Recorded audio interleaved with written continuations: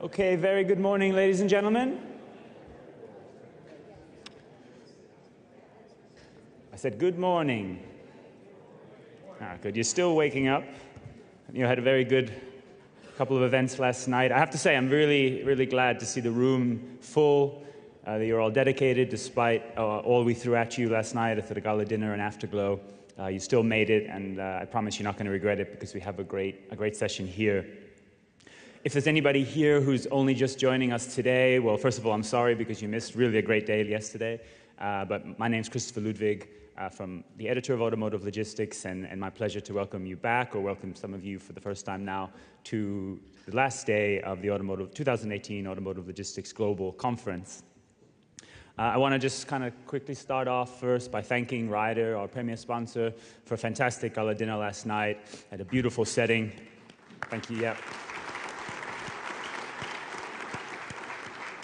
It's hard not to sort of be inspired when you're standing in the Rivera court there with the mural of the River Rouge around you and the symbolism of Detroit. I mean, there's other symbolism we could talk about as well, since he was a Mexican communist, but maybe we'll leave that discussion for a different kind of conference. This session, which is about disruption, that's also probably some interesting symbolism to look at, because there, of course, you have what was a very different type of manufacturing, right? With a sort of a mill for every part located there. They built every school. You had resin coming in from Brazil directly. But some things hadn't changed either. I mean, the River Rouge plant was built for good logistics. It was built, for the freighters to come in with rail access. So although we have to change, there's also some things that don't change, or that we can learn from the past. And then, of course, we had our Surgere hosted Afterglow. Apologies. We had some calls from the city after Louis shattered the windows after some of his singing, but outside of that, it was a great night. Bill Wappler is looking a little worse for wear this morning. Usually he takes it a little bit better, but that's why we have Robbie up here in his stead for the moment. No, but again, that was a great night, and I think we had a great conference yesterday. We talked about a lot of things that are changing in the automotive industry, automotive logistics industry, whether it's digitalization, whether it's autonomous vehicles, what that will mean for the supply chain, electric vehicles, predictive analytics. We can do the buzzword lotto again if we want, but I think it's important that we focus on these things, and that's what this session is certainly about. It's about disruption, really. It's about game changers. What are the new ideas we need to be thinking of? New ways of thinking, whether it's equipment like automation, whether it's systems, but maybe even more broadly, it's a culture, it's a readiness to change, it's a willingness to change, and that's that's the panel that we've put together for you here. We've got a great mix, I think, of some people outside the industry and obviously practitioners in the industry to sort of get you thinking a little bit different, share some innovations and thoughts. I'll introduce our panel for you first. We'll first hear from Alberto Brea, Executive Director for Engagement Planning at Ogilvy and Mather. And you might be wondering what Ogilvy and Mather is doing, speaking at an automotive logistics conference, but I think you're in for a treat, because it's going to, again, a chance to sort of share some new ideas, challenge things a bit. Pleased to welcome Amanda Lovin, who's manager of in-house logistics for Volkswagen of America, who will be giving a joint presentation with Lars, Otte, Vice President of Business Development for Schnellecke Logistics. So there we'll have some very good real kind of time examples of what's happening in a plant today. Flying in from China, Vegard Synnes, who's the head of key accounts for CDC International Logistics, which is a part of Chengdu Logistics, a Chinese 3PL, which is globalizing and expanding internationally. So we'll get to hear perspective from Chinese point of view. Omer Rashid, who is the Senior Director of Solutions Design for DHL, and of course DHL serving many industries. Omer will give us some perspective on some of the changes and disruptions happening outside of automotive, and I think what we can take away from that. And like I said, Bill's usually quite able to take these late nights, but he's maybe, I said, feeling a bit rough today. William Wappler, President of CEO in Surgere. He's very articulate. He's got a great haircut. So we've got Robbie, I think, is gonna make way for the real Bill Wappler, of course, to join us on stage. Hi, actually, red, maybe green if you want Robbie to stay, red if you prefer Bill. So, of course, Bill Wappler from Surgere, and of course, Bill, great speaker who will give us always interesting his perspectives on innovation and the changes happening in this space. So we'll hear from Bill Wappler at the end. So usual sort of structure here, we'll have presentations and then we'll have some Q&A. We got quite a packed panel. I've actually been disrupted from my own session, so I'm gonna, because of lack of seats, I'll sit down during the presentations. But I'd like to kick us off now with Andreas Brea from Ogilvy and Mather. Thank you.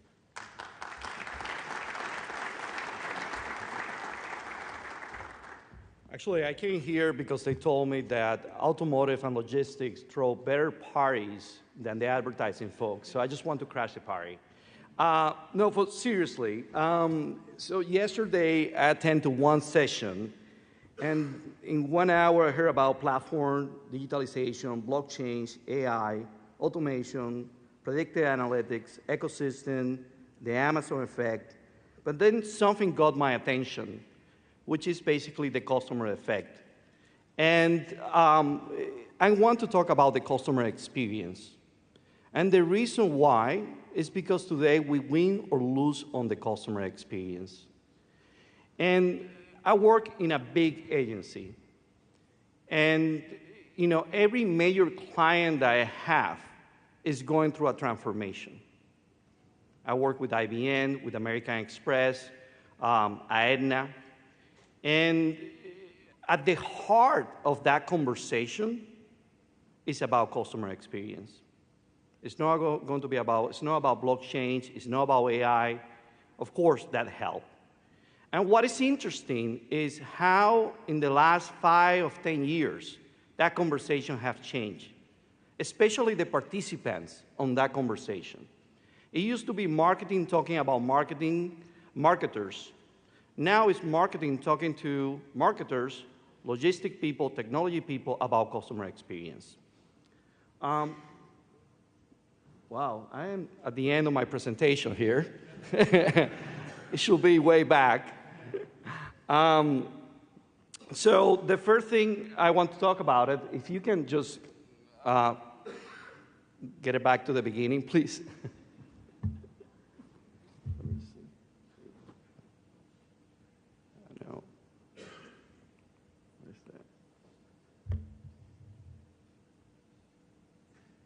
Thank you. And I want to start with this picture here. Humans are like chameleons, and they're always adapting to the environment. And some better than others, granted. But what will happen if it's the other way around? And that's the promise, and this change, of the Internet of Things. And basically, the promise of the Internet of Things is that everything is going to evolve around us. We're going to have connected fridge, TV, your dishwasher. Everything is changing. But the reality is, if you go to next slide. Next one. If I set up, the promise is, if I set up my calendar, I would love my alarm to be set up, my coffee maker actually to brew just at the right time, my car to be just heated, right? Especially in the winter, my calendar to be structured, to be already done, and I would like to know my parking space. But the reality is that I have to set up my calendar, I have to put my alarm, I have to brew my coffee, I have to actually go ahead in my car, I have to set up my GPS, and I have to find my parking spot.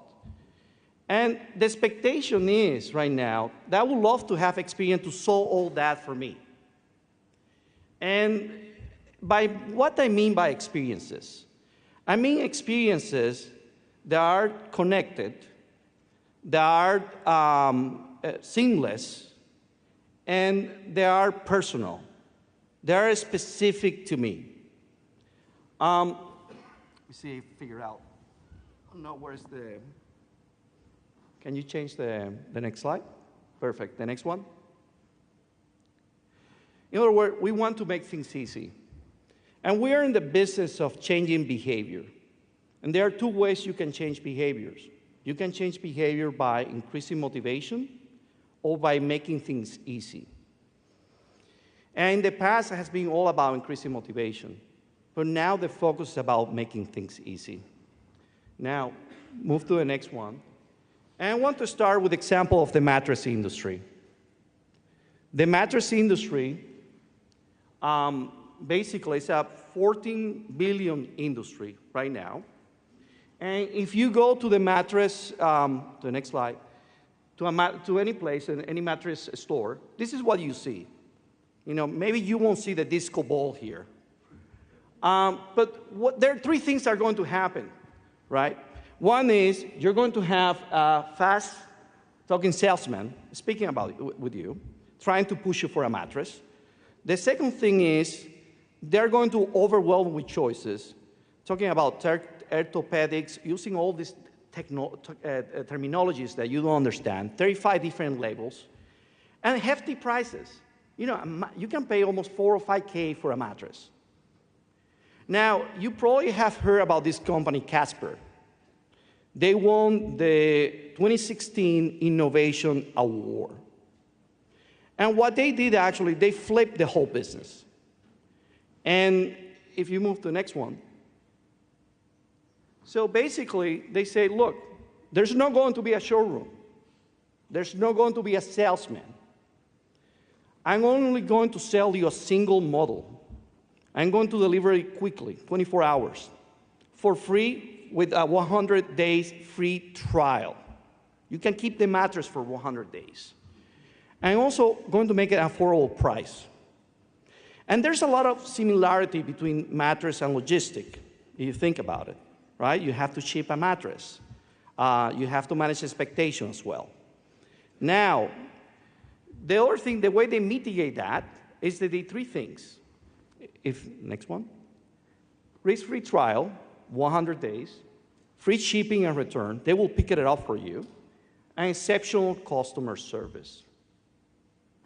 And within that, they have completely actually changed the game in the mattress industry. So they changed the fundamental business model. But the most important thing here is they're solving a customer problem. Now, next slide. Casper is making buying a mattress easy. Connected, solving all those different problems. Seamless, make it really easy for me, yet not personal. Now, let me give you another example here. Next slide. The home insurance industry. This is a 1.2 trillion industry. The 10 players have an average of age of 104 years. And there's a reason why you need an insurance. If you go to the next slide. It's creating three problems. First, it's a necessary evil, right? You cannot need insurance, but you really don't know if you need it, when you're going to need it. Second, they make money on not paying your claims. So they're in direct conflict, actually, with the customer. And the third one is basically the lack of transparency. You don't know. You have to sign a contract. You don't go to read through all these fine prints. Now, what you might have heard about Lemonade. Lemonade came and disrupted the whole business. And what they did, actually, they created a system where they couldn't only make 20% of the premium. That's it. Premium is what you pay for insurance. Nothing more than that. At the end of the year, basically, they take the leftover and they give it to charity, or the charity of your choice. So the system is created for them not to make money on the claim. And that's how they're disrupting the business. Now, next slide, please. This is how they're doing. Basically, no broker, left over, go to the causes. They pay super fast, in 3 minutes, on your app.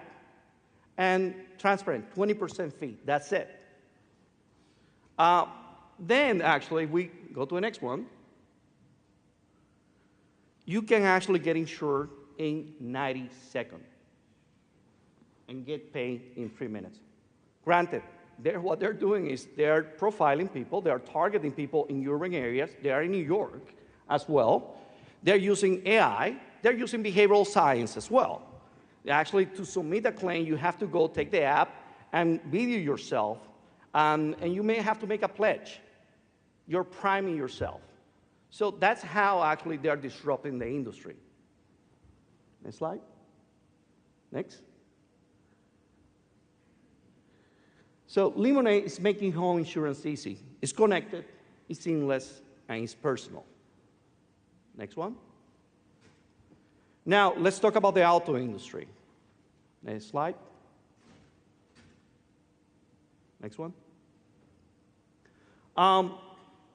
If you go to a car dealership, you have to wait on other customer.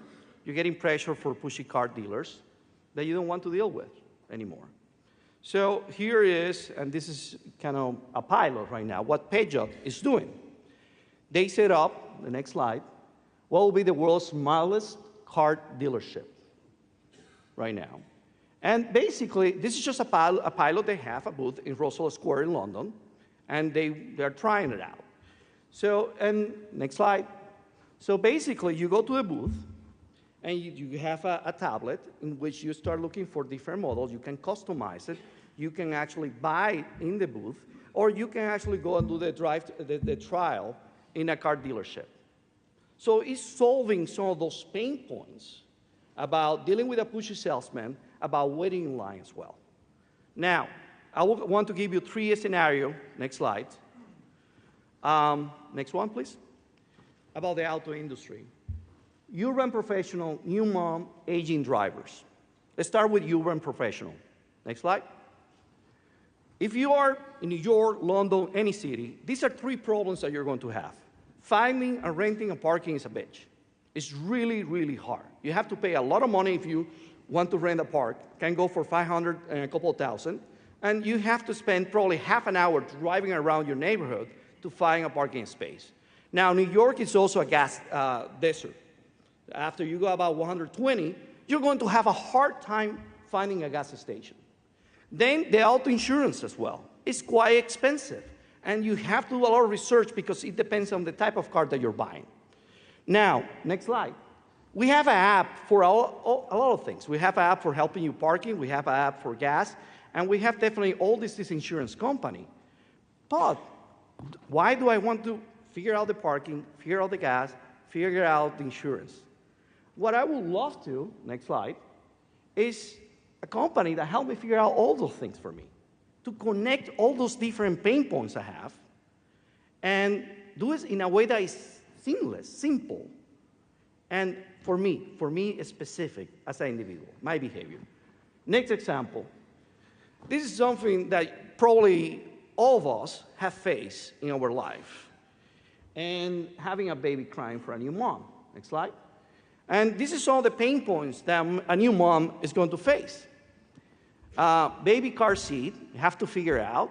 I'm expecting now a little girl, so I went actually to buy a car seat with my wife. And it's really complicated. And there are all these different models, and they're quite expensive. Also, clean up and smell. You might be surprised the amount of blogs actually written about how to actually, the best way to clean up your car seat.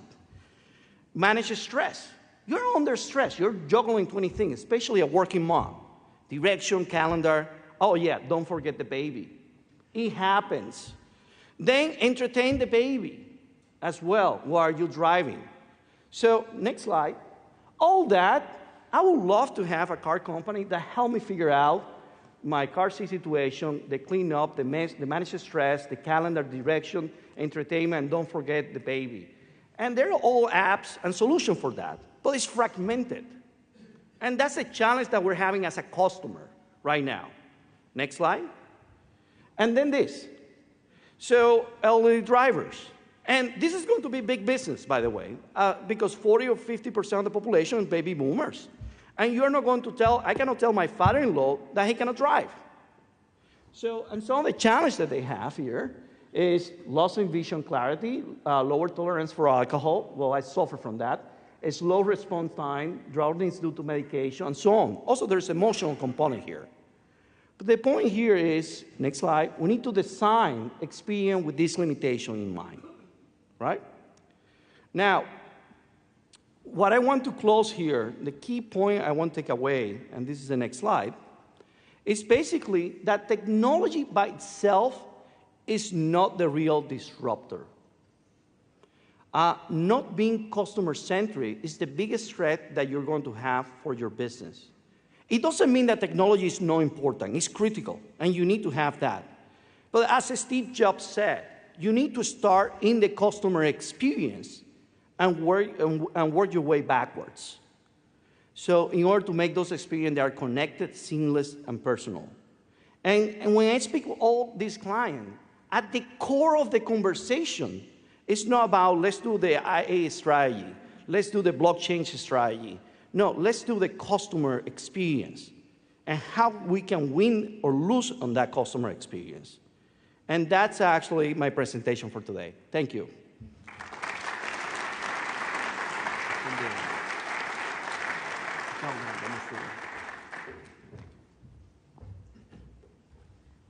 Okay, thank you very much, Alberto. That was fantastic. Amazing, a presentation that can keep you so engaged, but also make you kind of tired because those mattresses actually looked really inviting to me, actually. Yeah, I mean, it's really, obviously, there's some great examples of disruption happening across different industries. I think the message about thinking about the customer first is one that this industry really can do with reminding. I think sometimes in automotive logistics, we can, depending on the part of the supply chain you're looking at, the customer can seem very far away, which isn't really that, a right way to think about it, given what the industry is actually all about. So, some really good points to start on for us, and I'm sure more lively discussion.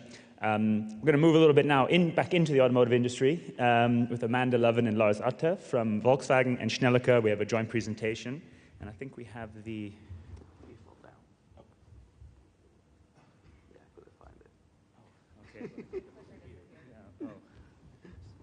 Okay. You guys can start. Okay, you guys start and we'll find it. Okay. Thank you. Sorry. Good morning. Can you hear me okay? Okay.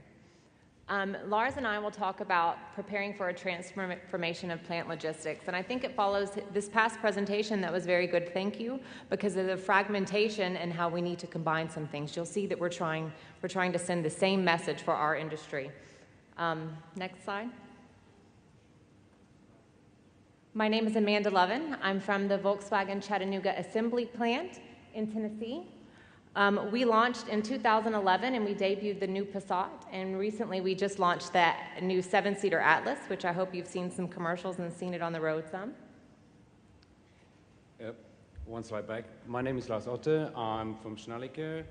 We are a German-based company, but if you can see, working all around the globe, 100% automotive logistic focused, and we are coping in-house logistic, plant logistic, where we serve a lot of places, Volkswagen, and in different other fields like module assembly and various other value assemblies. Thank you. Okay. If you look into that slide that we found with Morgan Stanley, you see, and this is something that I think meshes really well with what you said, Albert, before. The utilization of the cars today is just 4 hours, or just 4%, sorry, 4% per 24 hours. In the other hand side, we are almost consumption 45% of the gas usage with our personal behavior of driving today.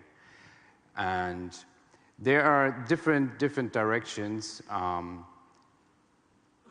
We still picking up with a 100-year-old model with the OEM, the supplier, the service logistic provider, the rentals. And on the other hand side, we see there's a growing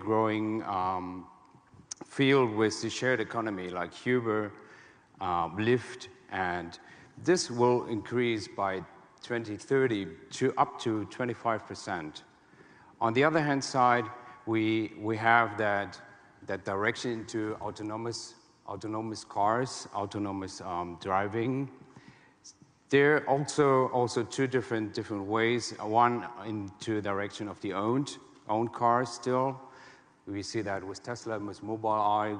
On the other hand side, with the shared autonomy, where we just think about having a car and then the car arrives in front of our door and we can pick it up and go into it, but even not be needed to be able to drive.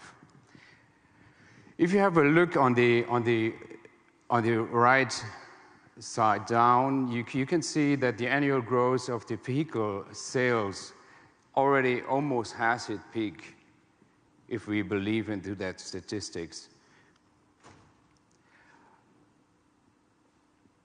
With the electric vehicle coming up, and we heard that last week in the IAA in Frankfurt, Volkswagen promoted their 80 new models, I think in up to 2030 in electric cars. We will see, we can see here that what will change here is not only the number of different models that we see, but the variance of the part numbers will decrease a lot, right? So we will, just with the engine, we'll have a drop down in part numbers by over 1,000 probably. But what is more important is that the needed manpower to build up electric vehicle will be 7 times lower than today. So focusing on preparing for these changes, Volkswagen in 2016 made a new Transform 2025 strategy. And on this strategy focuses on significant improvements in efficiency and productivity, but at the same time making massive investments in e-mobility and connectivity. At the factory level, there's a huge focus on preparing ourselves for this future in regards to innovating our factory more, but also preparing our workforce. In Chattanooga, the specific focus right now is on productivity and innovation. Specifically for logistics, and my responsibility is for in-house logistics, the brand set these requirements for the future. Innovative solutions based on digitalization and automation, which we all have and we've been talking about for the past few days. Reliable programs and volume and characteristics to support our goals, and supply chain optimizations with our partners. And that's the point I want to stress, with our partners. What is preventing this rapid change needed, and what do we need to move forward? So speaking from the in-house logistics perspective and my previous background in IT, just as an example, we have 300 plus systems and interfaces in Chattanooga in the supply chain area alone. And I think many of you probably have the same struggles. You see local needs versus global needs for what the company has at that time. Are they rolling out a new plant and most of the resources are focused there? Or what are the strategy alignments in each of the regions? New technical expertise requirements. We're going to have to be training people in new ways and realigning our resources. The time and resources into this. And the most important point is the prioritization of what we as an OEM really focus our investments, our resources, and our core business philosophy on. And I feel especially for the supply chain, it may not be our core area of expertise and may not be the most high priority that we need to spend these investments and resources on, which is why I would like to present that we should have more partnerships with the different people in this room, which is why I'm here with Schnellecke today. Sorry, it just seems to keep slipping forward a bit. And I feel like the logistics service providers in this room, not just warehousing, but all of the innovative technical companies can help us with this point. You can help us increase innovative expertise, but we ask you to do the same, to, for example, in the warehousing industry, have more of a focus on making sure the right people are there to run the warehouse, but giving us new technologies and helping us mine our data to run it in a more innovative manner, offering more easily adaptable solutions. Schnellecke will show you a few examples in a moment where they're certainly doing this, but I'd like to point out that, for example, Surgere and Schnellecke can partner together to have this awesome Robbie in all of the warehouses that they have. That it's a standard solution that's offered to the warehouses and the companies that you support. That with Inform, Schnellecke or Comprehensive can also partner with them in a standard package, offering it to the companies to help us mine our data. Because again, we have a lot ahead of us. We have a lot of work that we need to do to prepare our plants, to prepare our people. And I feel like we may go as slow as we've gone the last 3 or 4 years if we don't start developing these partnerships and realize what's our expertise focus, what isn't our expertise focus, and that you guys can partner together to offer us better, stronger solutions. I will stress that point again to what Amanda just mentioned. If you go to the showroom, you will see DHL with the Google Glass, Schnellecke with the Google Glass, right? You see Surgere with a Robbie. I saw another Robbie with DHL, and we are spending a lot of money, all our companies, right? And even competition is really helpful to grow. It's also slowing us down today. So I can stress now all that project that we're doing today. So we try to connect different picking system to prepare ourselves for lack of human resource that is trained for the workflow. We see that in all our plants today. We are focusing a lot into automotive guided vehicles. We will see one example that we are able to run today on our project in Schnellecke. But we're also investing a lot of time and effort into electric trucks. We were able to have the first 100% electric truck that is able to cover 26 tons with Porsche and Volkswagen in Germany in this summer, and we are going up more to develop there more availabilities. That is just an example. You know, it took us just 2 months, 3 months for the decision from Volkswagen to have that running,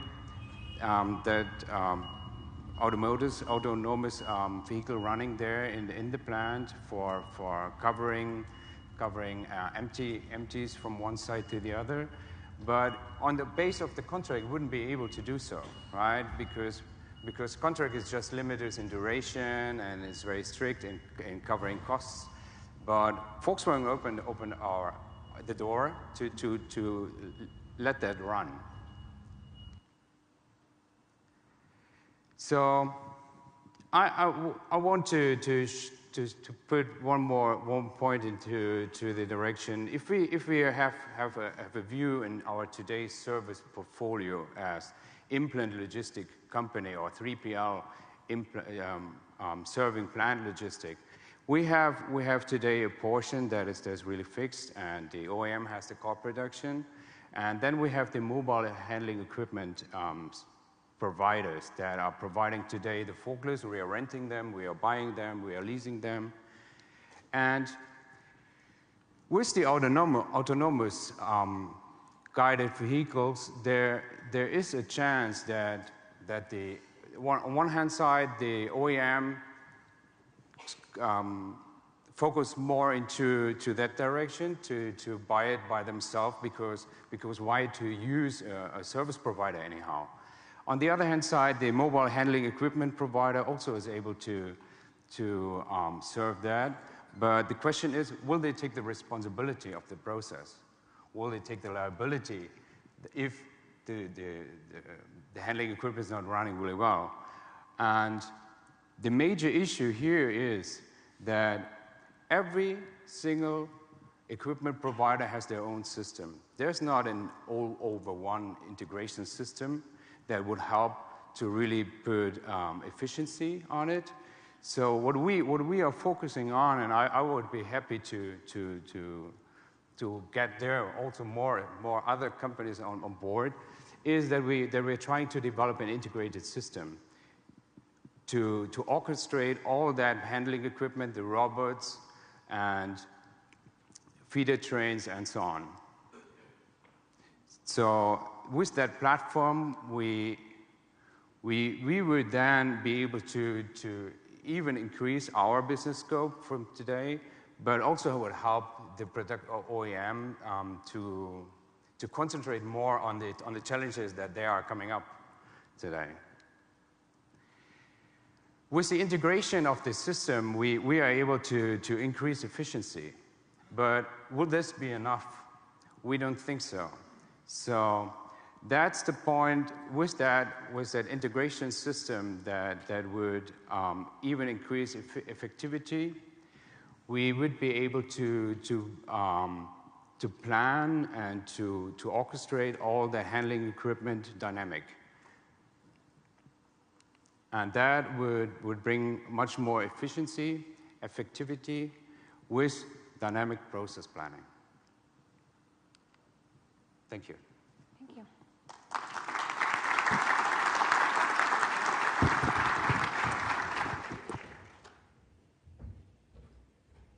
Okay, thank you, Amanda. Thank you, Lars. I think that's a really interesting presentation. I mean, some of the things that come out of that, more than 300 systems, a supply chain. It's not an old plan. I mean, that's 5 years old, right? So it's not a legacy issue. This is just a complexity. You talk about disruption and what an in-house logistics company maybe has to start changing to a technology company, to an IT company to a certain extent, if it wants to stay relevant. And I think the partnership message there is really important. So if this change is happening, rather than sort of, I don't know, go into equipment provider and automating away your partner, you work with your partner, you see how we can kind of improve together. So I think that's quite an important message for this industry, and thank you both for those insights. Next, I'd like to invite Vegard Synnes from CDC. And I apologize for our clicker disruption. Okay, morning. I'll try to wake you up a little bit more. I guess you all had a good night yesterday.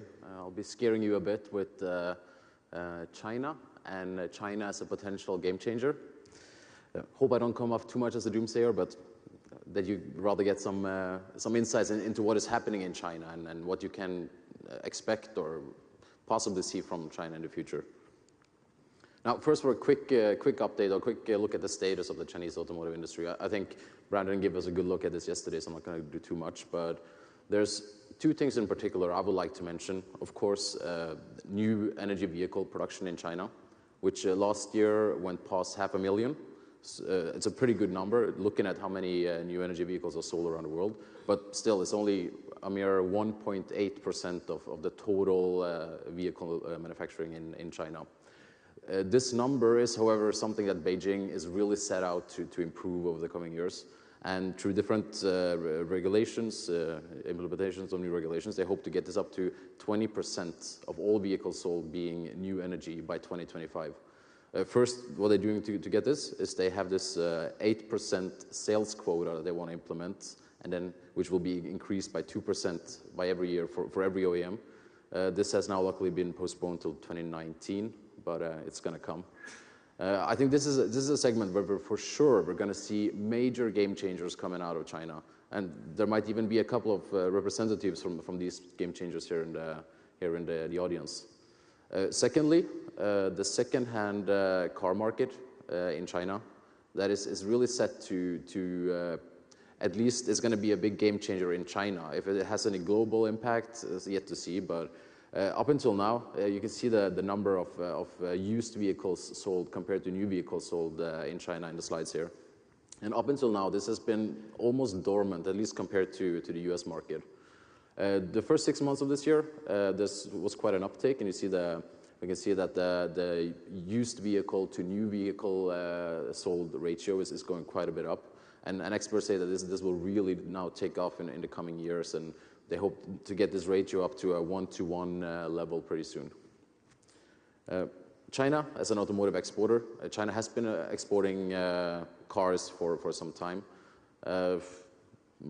usually of the type that is of a rather lower price class and I guess sometimes questionable quality.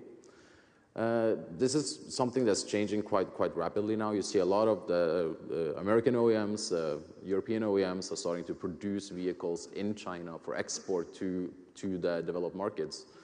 And this shows that the vehicles that are now being built in China, they got the same quality. They're using the same parts to a great extent, and they function as well as any cars that are built in the US or in Europe. This being, of course, Western OEMs, but the Chinese OEMs, they're not really far beyond either.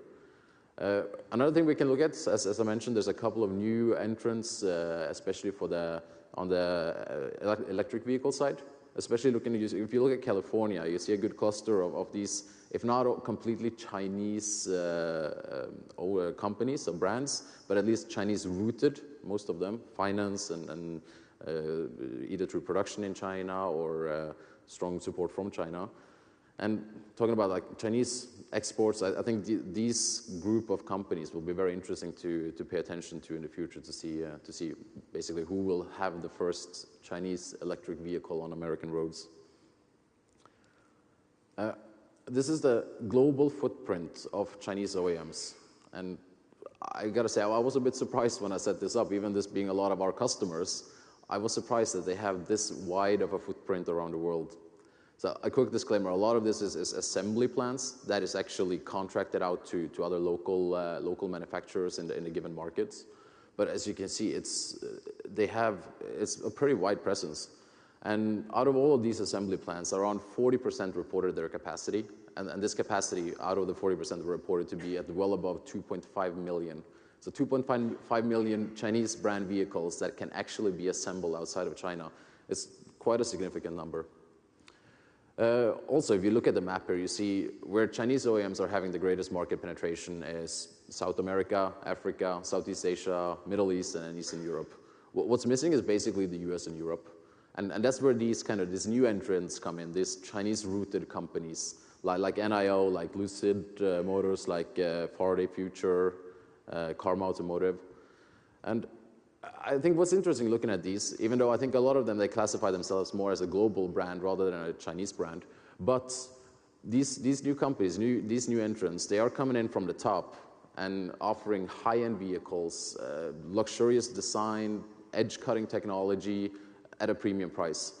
And if you look at these two kind of approaches, both from the traditional Chinese OEM, the traditional Chinese brands, and these new entrants, you see, you have this bottom-up approach from the traditional Chinese OEMs, same as what the Japanese and Koreans had back in the days when they started looking at foreign markets, but also this top-down approach from these new high-end players.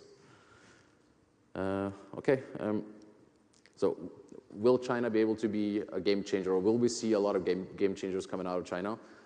If so, China needs to become an innovator. And China is perhaps not the country that is famous for being an innovator or big on innovation, at least for the past 40 years. But I just wanted to put up some data showing that why I believe this is, or we believe this is changing rapidly. You can see the spending on R&D in China compared to the more developed markets. Also the amount of automotive patents applied in China.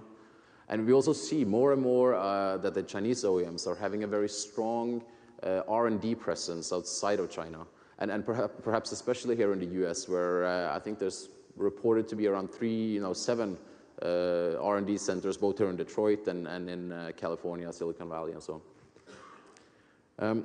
A couple of examples as China being, or innovations coming out of China, a topic that is pretty close to my heart, the sharing economy. I wanted to have a quick look at that. In China now, there's a sharing pandemic sweeping over the country, and investors are pouring money into all kinds of sharing schemes. Everything from the popular bike sharing business models, which is crowding up all the streets in any major city in China, to I guess less successful schemes like basketball sharing, umbrella sharing, And I even read the other day there was a company that luckily got shut down pretty quick that was offering a girlfriend sharing model using some advanced Japanese robotics. But anyways, a little bit off topic. What I'm getting at here is that Chinese consumers are really embracing the notion of sharing in the sharing economy. And I think that this is creating a very favorable environment in China for any, be that OEMs or carpool providers or other players who will be grasping for market share in the vehicle sharing economy, car sharing economy in the years to come. Also talking about the sharing economy I wanted to quickly mention a company that is doing something pretty interesting in China. It's called Huochebang, or freight truck help, loosely translated. And I don't know, Louis, I've been listening to Louis standing up here for the past year asking, when is the Uber of trucking going to come around? Louis, China's Uber of trucking is already operating, and as you can see from the numbers, they're shipping quite a lot of freight around China as well. Okay, let's see. Oh, so, there we go. Is China ready to become a game changer, or can we see a lot of game changers coming out of China? We believe so, because if you look at this, the development, the direction the Chinese automotive industry is taking now, and also specifically the strong support they get from government. The Chinese government, they want Chinese companies to be innovative. They want Chinese companies to go out in the world, to invest in the right companies, to create synergies and do things more in a smart way. And so definitely, China in general will be a game changer. I guess the main question is, when will this happen? We believe this will happen rather sooner rather than later. And I guess that's also why we're here. That's why we started coming out, and we want to set up these connections and figure out what's going on outside of China. And we started that doing in our returnable packaging operations and also in our railway operations between China and Europe. Not so much about what we do, but yeah, why we do this. We do this because we know that at some point, Chinese OEMs, our customers from back home, they will also be outside. They will be here, they will be in Europe.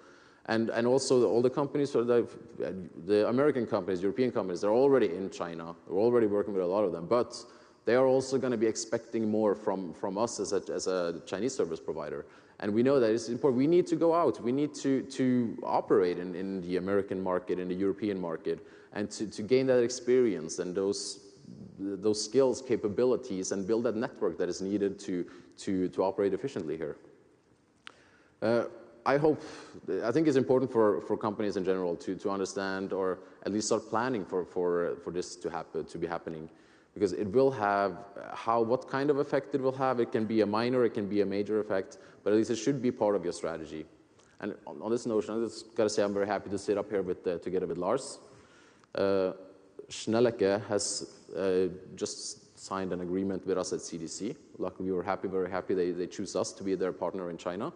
Where we're setting up a joint venture company in China called CSL, or CDC Schnellecke Logistics. This new company being kind of an integration between a local expert in China and a global frontrunner in Schnellecke. And you've seen the kind of technology and the skills that Lars and Schnellecke is bringing to the game. And this is also what we're hoping to do in China, to kind of come together and be game changers for the Chinese automotive industry. Fine, that's what I had today. Thanks for listening in. If anyone is interested in continuing the discussion on China or want to connect with our team, we got a couple of top decision makers coming over with us from China, so feel free to come over to our stand, say hello, and connect with us. Thank you.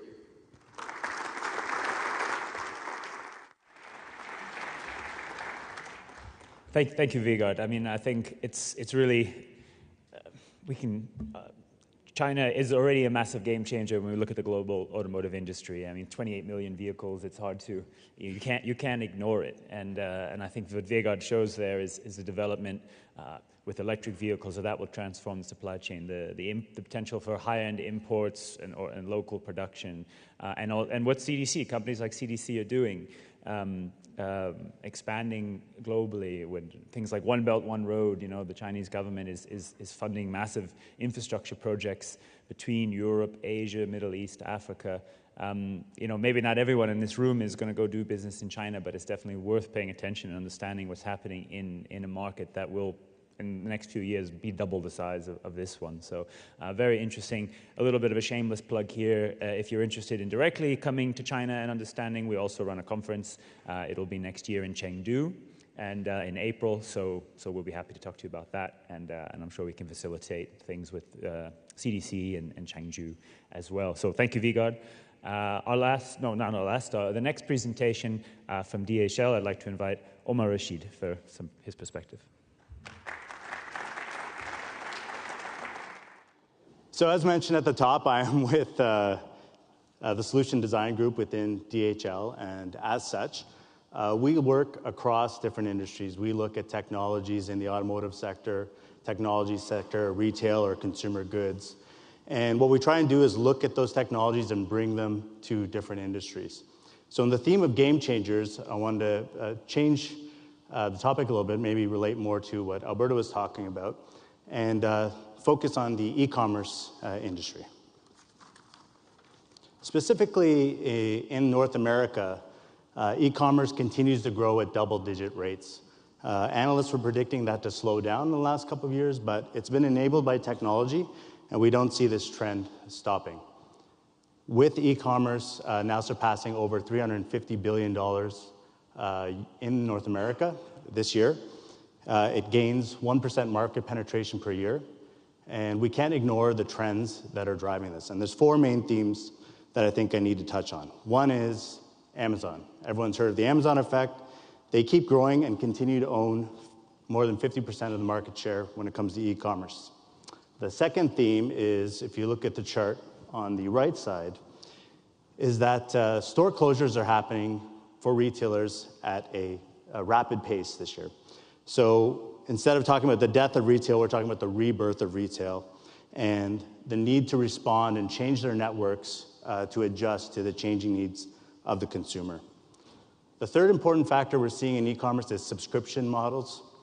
So they've gained a massive market share. If you think of something like Dollar Shave Club, which has given Gillette a run for her money, that subscription model is really playing on the technologies, again, that are available to us.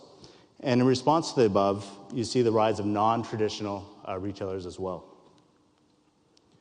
So I mentioned Amazon. They're leading the way in fulfillment time. You see they have about a 2-day lead on the rest of the retail industry or other merchants in e-commerce. And what they're doing with that additional service level is they're addressing the traditional pinch points that consumers have complained about when it comes to e-commerce. So this is all in response to the needs of today's customers and how they're changing. So 2 years ago, Internet Retailer did a study, and the average delivery time with picking and fulfillment and delivery to a customer was about 6 days. Packages now are delivered about twice as fast. The average time is about 3 days today. And this has become an expectation of customers in whatever industry. At the same time, customers want their deliveries free. Now, these are opposing forces, fast and free, when we think of logistics. But the number one factor of an abandoned shopping cart in e-commerce is the price of shipping when a consumer gets to the end of their shopping experience. At the same time, convenience is becoming very important and playing a larger role. We see not only increase in availability of days and hours that you can receive your package, we're seeing different methods of delivery as well, whether I can pick up at a locker, I can pick up at a more convenient location, and the continued progress of one-click ordering is also making the shopping process much more convenient.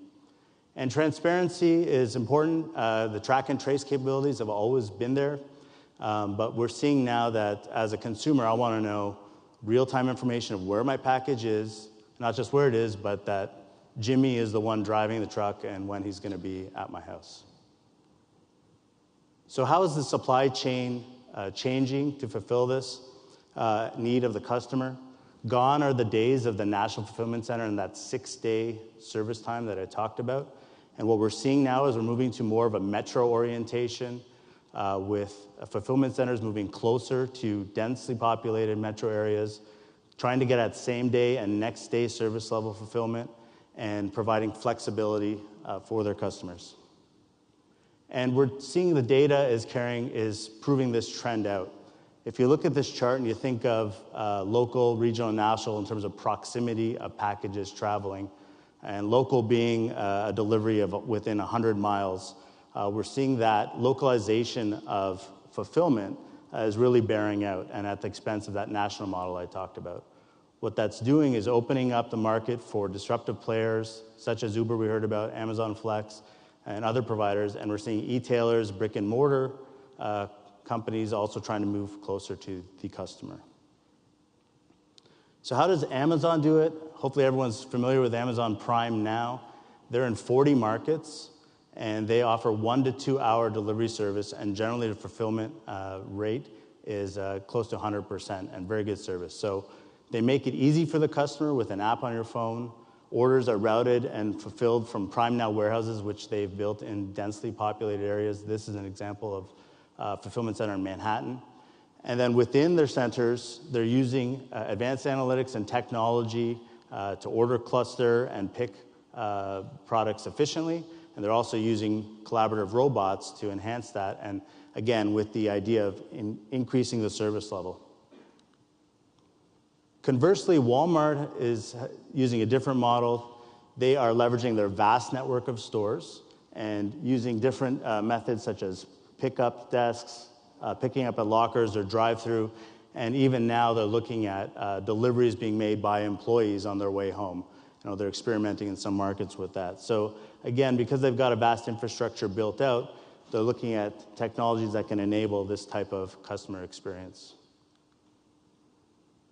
And CPG companies are getting in the game as well. To keep their brand top of mind, to keep it in their customers' viewpoint, they're adopting direct-to-consumer models and around the subscription-based service that I mentioned earlier. So what does it mean for us in logistics and material handling? It means that there is more focus on flexibility and agility in warehousing, in process management, and process improvement. So different pick methods are being adopted through use of warehouse execution software, intelligent systems to aid in order processing. We see collaborative robots. There's a Fetch one here. This is a picture of locusts, and that collaborative robots are now easily available in the markets at good prices, and their technology enhances that order fulfillment. We've also seen examples of vision picking or augmented reality, and the Kiva robot that Amazon uses there. To the point that in these metro areas, there is now crowdsourcing of deliveries from various companies. And at DHL, I couldn't find a better slide that summarizes all of this, so I apologize for all the yellow, but all those technologies I just talked about are things that we can't ignore or pay attention to. With the challenging labor market we're in, we see that continuing. And so the adoption of these technologies such as robotics, augmented reality, the Internet of Things, and other wearables are things that can't be ignored in our industry, and they're there to help advance, improve cycle time for fulfillment and improve process efficiency. So bringing it back a bit, what does it mean for all of us? There are players trying to disrupt the auto industry. I've got a picture of Carvana up there. Their sales pitch is to avoid the dealer and the costs that come with the dealer, and you can buy online and deliver to you next day a new car for trial if you're within 100 miles of one of their service locations. So customers now expect cheap, fast, and good service without having to pay the premiums. Efficient fulfillment and delivery model utilizing advanced analytics, the robotics technologies, the Internet of Things, 3D printing, all these technologies that have been talked about for years are coming into play with order fulfillment and production. And these leading brands will continue to develop their digital strategy to get closer to their customers. That's all I had today.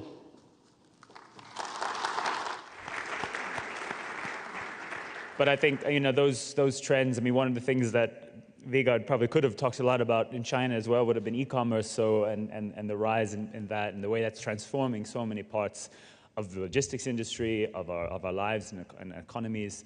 And in automotive, this is not going to be any different. We talked about that a bit yesterday as well. So thank you for sharing those perspectives. And now I'd like to invite our last speaker, or our last pair of speakers, I suppose. Vegard mentioned some sort of robot girlfriend sharing thing. I'm not sure if that's what's going on with Bill and Robbie over there, but no. William Wappler from Surgere, whom I would invite to either give us a presentation over there or feel free to come. This microphone. You can. You are very welcome to do that. You hand the flipper down, and yes, let's do it. I'll just stay right over here. It's the safest way. I'm not nearly as nimble as Omer. We're running very short on time. I'll make this pretty quick. My objective today is to share a reality with you that we're becoming very sensitive to, that I think you should become very sensitive to as well. As you know, we have a fairly decent number of OEMs and tiers that have selected us, and along with that has come a tremendous amount of data. And the data suggests that all of us in this room should learn a new concept. And that new concept is extended disruption. Right? We're talking about disruption all week long. We're going to talk about it when we go home. Not very many of us talk about it as an extended disruption. We're seeing a tremendous amount of evidence. I think you should maybe get sensitive to the concept and then think about it when you go home too. So what happens? Let's talk about our daily lives just a little bit. Typically, we show up at work and we look in the mirror, and what do? We go, mirror, mirror on the wall, who's the fairest of them all, right? And then we call for reports. And how are we doing? We look at operational analysis, we look at financial analysis. Everybody's feeling pretty good about life. And then all of a sudden the mirror says, you are no longer the fairest of them all. But the problem with that is that in many cases we didn't see it coming. So let's just kind of ramp up from where we started and where we are today. We started and we talked about, what does the future of the supply chain look like? We've talked a little bit about Industry 4.0. We've been calling for a long time. It's coming. Obviously, we all know that it's here. We talked about the trap, right? We spent a lot of time when we were together in Atlanta talking about the trap. Most people consider incremental improvement to be innovation. It's a trap. It'll kill you. You can't do it. Then we talked about how to take information and use it to overcome adversity. We've talked a lot about the pathway to 4.0. Now we're going to talk a little bit about the Snow White effect. So just as a paradigm that we can use as a construct, I'd like to maybe use this as an extended example of what that disruption may look like and how it may affect you and you don't see it coming. So let's talk about automotive electrification. It's disruptive to a lot of people. But what happens if you have saved your entire life and you just opened Valvoline instant oil change centers, right? You're disruptive, but the folks downstream, the extended disruption, they've been in the mirror all day long. Mirror, mirror, how do I look today? Financial analysis is good.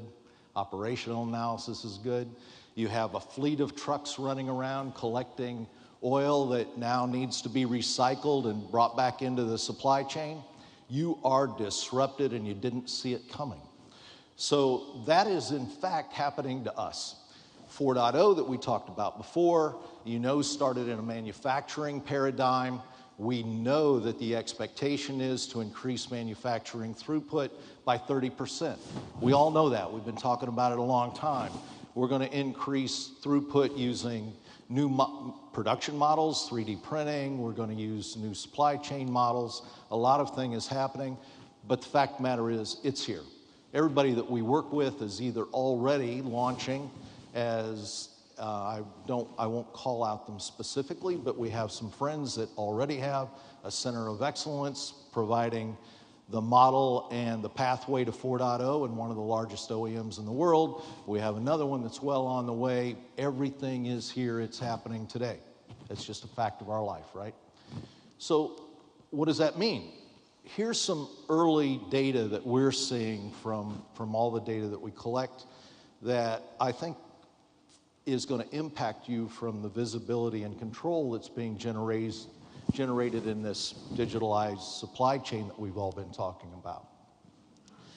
Don't start writing down the specifics because this is early data, and those of us that play in the data game know that big data means the entire universe of information about a single subject. Folks, we're not doing big data yet, right? We're collecting early data. But I think there are some signs that come along with it. We're seeing supply chain performance improvements on average, incrementally adjusted, trending up to about 13.8% in the early days. So what does that mean to all of us? If that's true, then what does that tell the folks that make trucks and trailers and sell tires to the industry? The disruption is certainly going to be touched by those that are moving freight, but the extended disruption is incredible. Cost savings, and this is again extended expectation, is looking at somewhere around 22.4% in a digitalized supply chain. That is an incredible number. Most importantly isn't that it is a cost reduction, balance sheet upward number. The real issue is that it touches all of the folks that then share in that disruption. Because to be honest with you, if I remove 22.4% of my cost in my operational model, and I'm doing it through inventory loss, and I have friends at Orbis and Schaefer and everywhere else, it won't only disrupt their pattern of behavior, it's going to disrupt the folks that are providing them the plastics and the folks that are providing the tooling and die and everybody else. Extended disruption. It's happening. And I don't think we're really all talking about it, and I don't think we're all preparing for it. So the Snow White effect, again, it's extended, it's touching us all, and here's what to do. First of all, we have to innovate, and we've talked about it, I think, ad nauseum in some cases. But innovation, anybody here joined us in Atlanta? Who was in Atlanta? Right. It was an incredible experience if you happen to be there, because we brought some folks in with us from Electrolux, and they were sharing their pathway to innovation, right? It started with the board of directors, the CEO. They launched an incredibly large global community of folks that were early funded. They set aside more than $1 billion for innovation. They told them that they could expect to fail. They had innovation rooms. You could come in and think and talk. There's lots of stuff going on to change a culture, an organizational behavior, all of those things in order to innovate. I have to tell you that not a lot of our clients are there yet. If you're going to survive disruption and an extended disruption, you have to innovate. You just have to do it. You have to invest. And I would hope that you begin doing that now if you're not. The next thing that you're going to have to do is review the business model. Again, what if you own a fleet of trucks and you're going to be capturing and recycling used oil from a Valvoline oil center? You better rethink your business model. Do you start picking up French fry oil now? Do you start delivering some things to the Amazons in the world in liquid capacity, picking up? What is it you're going to do in the future? Because it's not what you're going to do today. And then it's transition, right? Then we all have to go down the road. And that was really and this is the fastest speech I've ever given. That was really the only thing I wanted to say today, is that as you begin your daily life and you're in front of your mirror and you're finding out who the real fairest of them all is, prepare for transition. Don't let it roll you over. Prepare early. We've been talking about 4.0. It's coming, it's coming, it's coming. Clearly it's here. Clearly there's disruption. Clearly it's extended to your businesses. You have to go through this model in order to transition and survive. I think it starts with conversation. It starts with innovation, and look in the mirror a little bit. Thank you very much.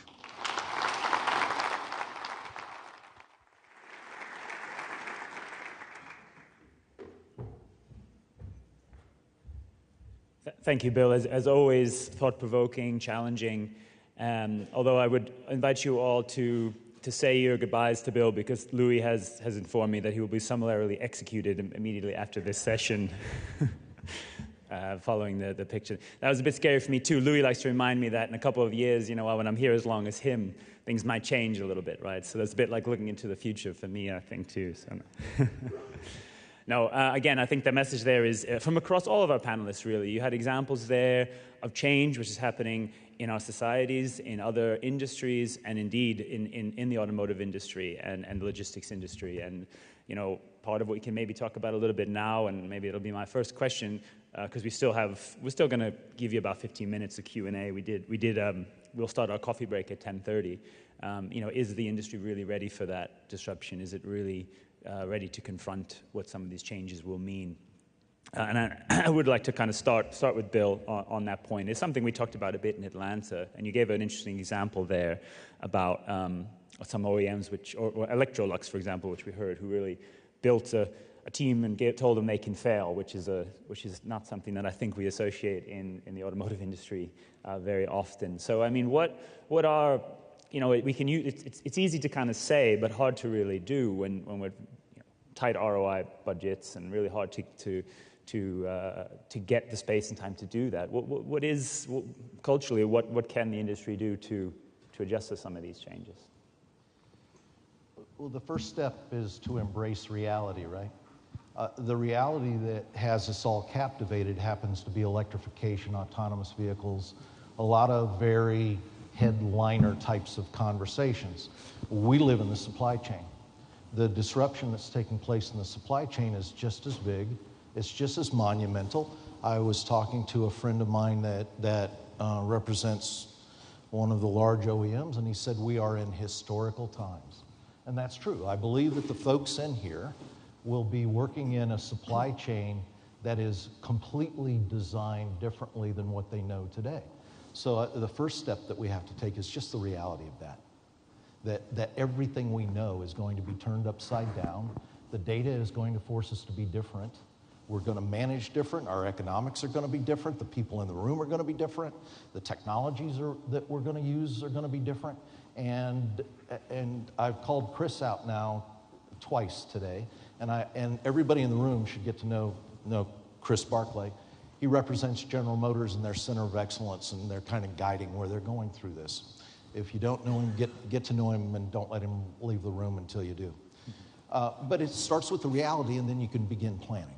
And most of the folks that we talk to have kind of lost that reality a little bit. They're focusing on the high-level concepts, and they're forgetting that along with that, we all change our personal reality at our level. And it's coming pretty fast. The data is suggesting very scary models. As Chris reminded me the other day, we're all afraid. The difference is when you walk up to the abyss, are you going to learn to skydive, or are you just going to plunge to your death? That's kind of it, right? Because we're all changing. Yeah, absolutely. Like I said, we'll have mics going around as usual, so if there's any questions from the floor, if you can just put your hands up, say your name and company, and we'll get a mic to you. Otherwise, I'll be happy to keep this going. So I wanted to, Alberto brought it up right in the beginning that, okay, it's great to talk about blockchain, it's great to talk about all these sorts of interesting technology, but at the end of the day, it's you got to start from the customer. And if we look at some of the things that have perhaps prevented automation of some logistics processes, it's actually been a desire to stay flexible. we have peaks and troughs in this industry, and we need to kind of manage them, and automation doesn't always make that so possible, at least in something like logistics. So maybe starting with Schnellecke, because, and Volkswagen commenting there too, this is an interesting transition now. I mean, you showed that image of the Google Glass and some of the gadgets that we're all kind of interested in, but how would you describe the pace of implementation for these? Is it sort of going slow? Have you done test trials and found, okay, that doesn't really work, we should actually do something a bit simpler? I mean, maybe you can give us a little bit of insight into the real world application of that. Sure. What we try to do is not to pilot and to pilot and to pilot, all over. That was what I wanted to say, with the secret model that we integrated in Volkswagen. We try to put in innovation directly into serial, and even with the risk to fail there, but to get the people's awareness and then also to get our employees to agree to technology. That is a very high fear today from our employees to really accept it, right? And we think that to doing that directly into the process, not in a lab blocked all over, gives our people the right and the chance to play also with that innovations. Can I touch on that point as well? I think, we've been talking about I've been in the industry for a long time, last 10 years, about it's ripe for automation, and that's whether the labor costs increasing or availability of labor or labor force just aging, technology and systems costs coming down. To me, in the last 2-3 years, that's really become a reality. And instead of making big investments in automation, we've seen through some of the robotics, the augmented reality, those type of technologies that are more collaborative by nature, are helping the workforce be more productive and also accommodating for that labor gap. So, and the costs and the competition in those spaces are immense. So to your point, I mean, proof of concept is important to do, but what we're seeing is you can't wait for a second and third. It's once it's proven out and you've got that capability, we've got to move with it because the next technology is going to be there in the next 4 to 6 months. And Amanda, perhaps from the car maker point of view, because I think there's a typical caution that would be taken from a company, not least with your workforce, not least with the investments. I mean, are you seeing a stronger move now? Are things moving faster than perhaps they had before towards some automation of some of these processes? I think the flexibility is increased. I think the desire is there. Using this secret example that we showed you the video of, specifically, if we had tried to do that on our own in Volkswagen, unfortunately there is a lot of red tape. And unfortunately we're a smaller plant in the group, and you have these region desires, you have these global desires of who's allowed to do what work. And that's the message I was trying to send, is the service providers, like Schnellecke did in this scenario, can offer that to us, and that could be put as part of the service. The innovation can become as part of the service. And that makes it more flexible for us, that makes it a lot faster for us, because sometimes when I was in IT previously, but coming from the IT area, they have to make their priorities, and it's not always going to be on what we want to move faster for the supply chain. So this was a really good example of them offering it just within their current service contract. Yeah, please. I would like to provide the customer perspective.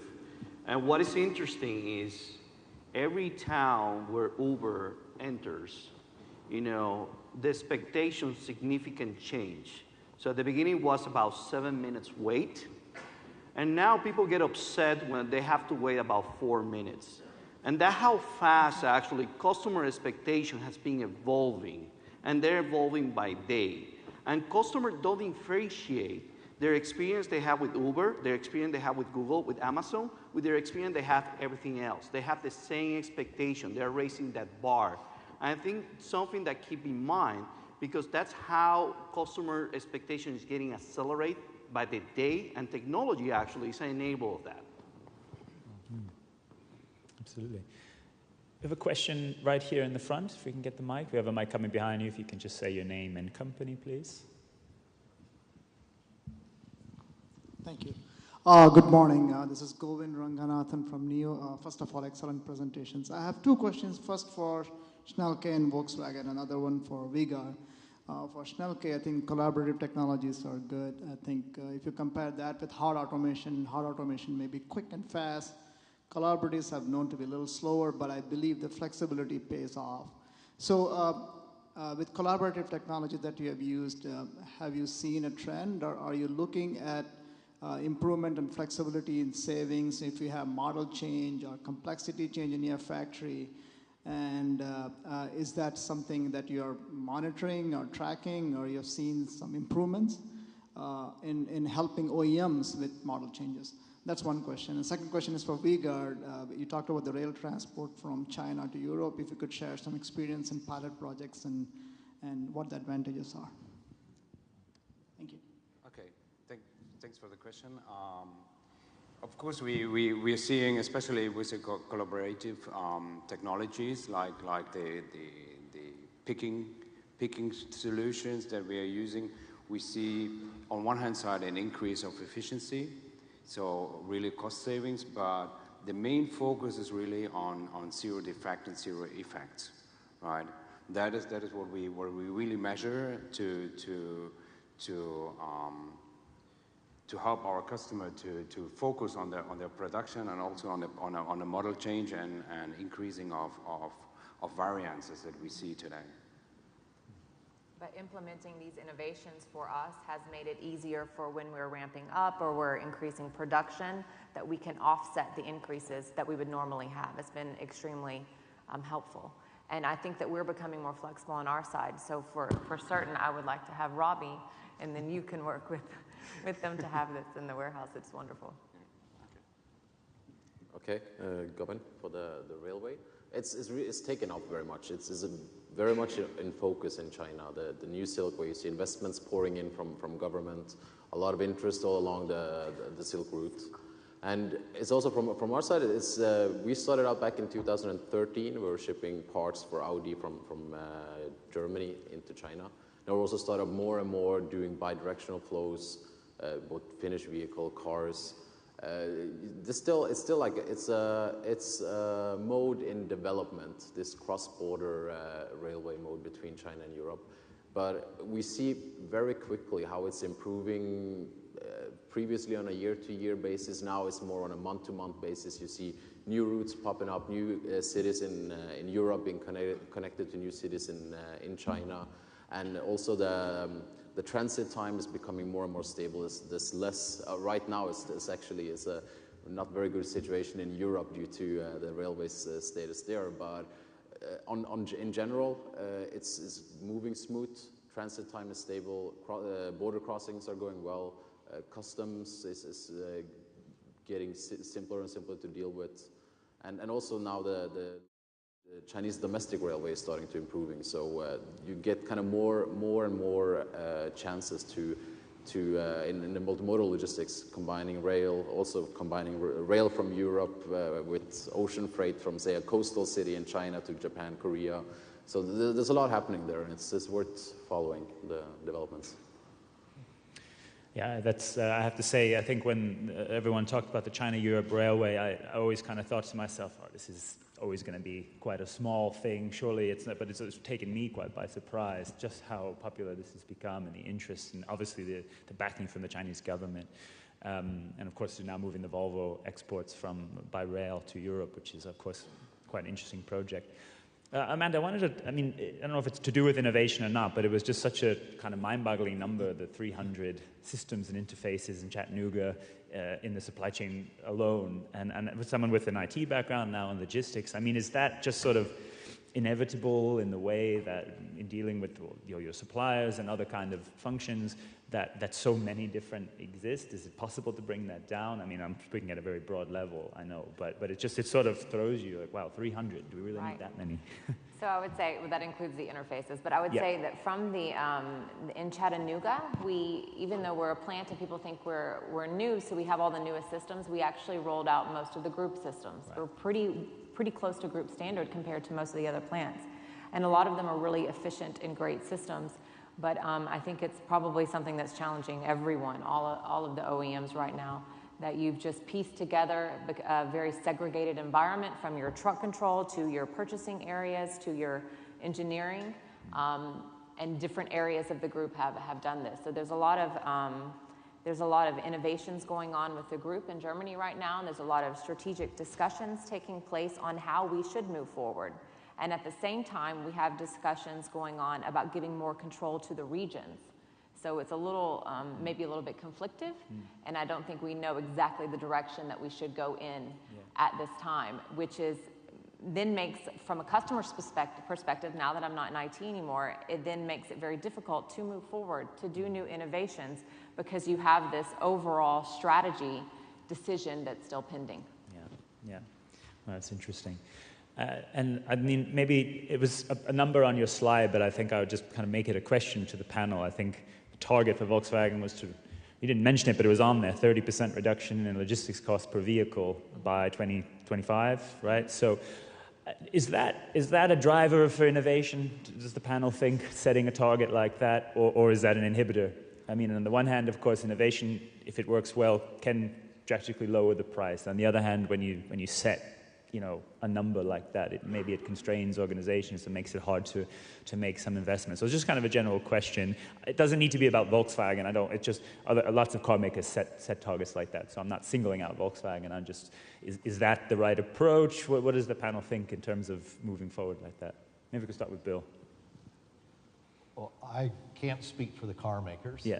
I can maybe speak for supply chain in general. And it's pretty simple. Our job is to capture data, right? It's the first step in building out a digitalized supply chain. And everybody that we work with has the same vision, and that is whether you're in the automotive industry or any other industry, everyone that participates in a digitalized supply chain should be just like you and I every day. I ordered some things from Amazon the other day, right? I can get on my phone. I know what DC it's been through. I know where it is in its life coming to me, and I see it. I can visualize it. Well, isn't that our goal? It isn't a percentage. It's not a dollar value. It's an expectation. The expectation is, very simply, in a digitalized supply chain that all of you are building, everybody that participates should be able to pick out a phone and know where all their parts are, where all the trucks are, where all the finished vehicles are, whether you use telematics, whether you use sensor-based technology, doesn't matter. We need to know, in order to hit those kind of numbers, where everything is at any point in time. It's really just that simple, isn't it? Don't you expect your industry to work just like your home? Now, that's a very complex statement to enact, but that's the expectation. That's the picture on the wall. The picture on the wall is very simple. Your company has to act just like you do at home. So does that lead to a 30% or a 10%? I don't know. Our numbers that I shared with you before were pretty staggering to me. I know people that work every day just to knock a half a point off of their current cost structure. They have teams of people working every day. But those that are starting to digitalize, I mean, Dana, I don't know if you're here today, but hi, Dana. But there's one of the big visionaries with Honda that'll tell you what the digitalized supply chain will look like, right? Talk to him before he leaves. And he'll tell you that the impact financially and operationally is much bigger than anything we think about. But in my mind, it starts with expectation, not numbers.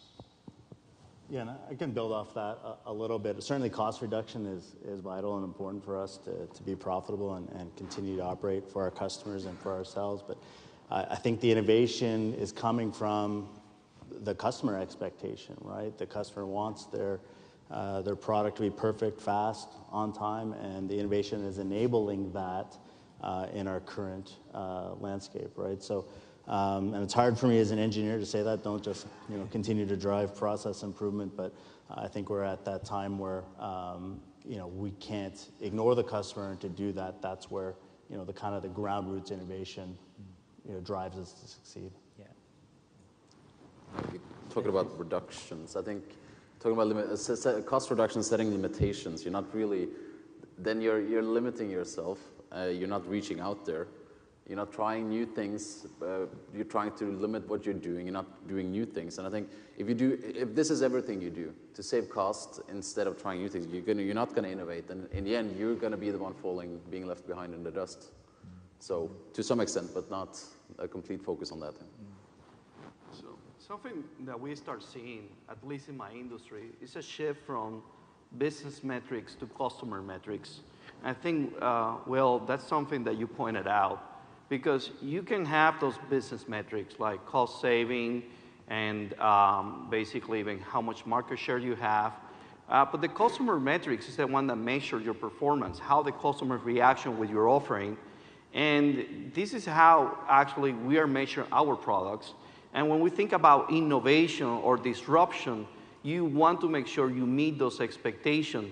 It doesn't mean that we don't going to measure those business metrics, but I think there's a shift in the priority, and we should put on the top customer metrics and then followed by business metrics if we want to be a customer-centric company.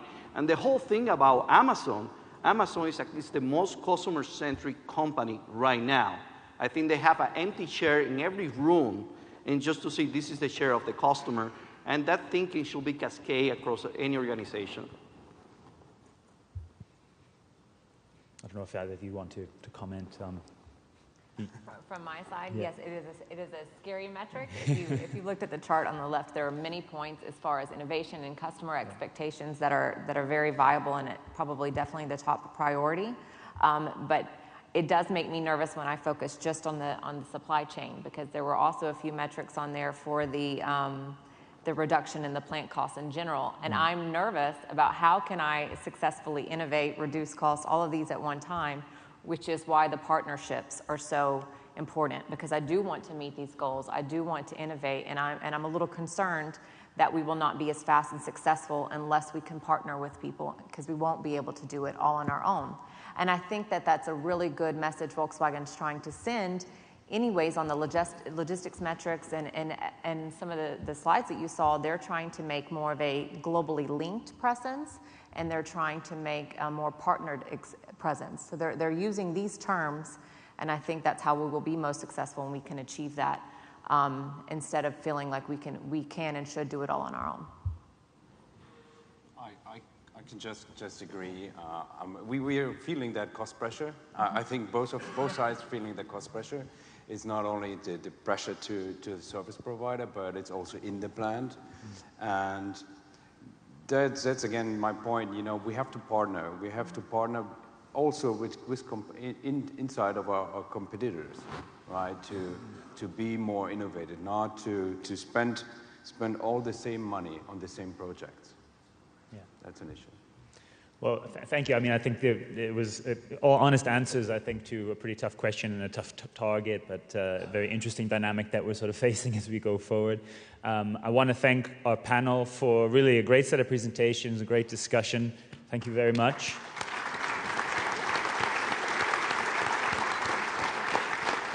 Before we let you go, two things. We're going to do a quick draw from the business cards that you would have submitted when you registered. And as we do that, can we ask you to go onto the app again, and you can vote for rate the session. We imagine you want to give this a superb rating, so please go and do it. Again, a reminder, hopefully you've downloaded the app by now. So you just go into the vote tab, and you'll have two questions about how you'd rate the overall session and whether you would recommend it. And it's just your feedback really valuable. So we'll leave that up there if you can go on and do that vote over the next couple of minutes. But now I'd like to invite my beautiful assistant to the stage so that I can give the chance to give you what we like to call this is the Queen's favorite biscuits that we bring from London, and and that's Brett, by the way, his name, and he also has these cookies. No, we just pulled a name out. We'd like to send someone home with these. So.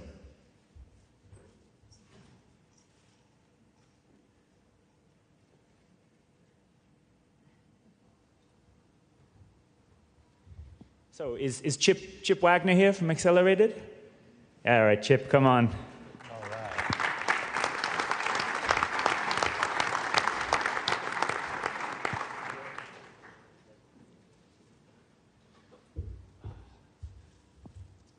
All right, so I hope by now you've rated the session if you had the chance to do that. Thank you again. We'll have coffee, and I think we're going to start our next session at 11:15, so you still got plenty of time to network. And I believe this room will be finished vehicle logistics. We have 2 panel discussions, so finished vehicle logistics in this room, and next door, tier suppliers, a panel of experts on both sides. So please come and join us. Thanks again.